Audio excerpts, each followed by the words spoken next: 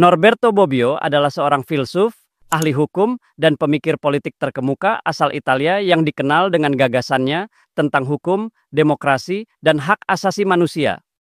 Lahir di Turin, Bobbio tumbuh dalam lingkungan intelektual yang menolak fasisme. Ia memilih jalur akademis sebagai bentuk perlawanan, memperdalam pemahaman tentang filsafat dan hukum di Universitas Turin. Setelah Perang Dunia II, ia menjadi salah satu pemikir paling berpengaruh dalam filsafat hukum dan politik. Bobbio mengusung pendekatan positivisme hukum, tetapi dengan pemahaman yang lebih luas dibandingkan Hans Kelsen. Baginya, hukum bukan sekedar norma tertulis atau law in books, melainkan juga bagaimana hukum diterapkan dalam realitas sosial atau law in action.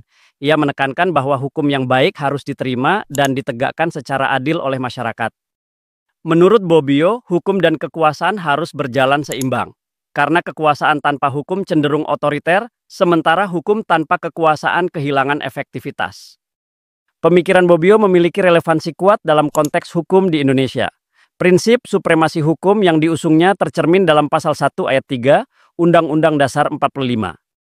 Namun tantangan seperti korupsi dan ketimpangan akses keadilan menunjukkan bahwa idealisme Bobbio belum sepenuhnya terwujud.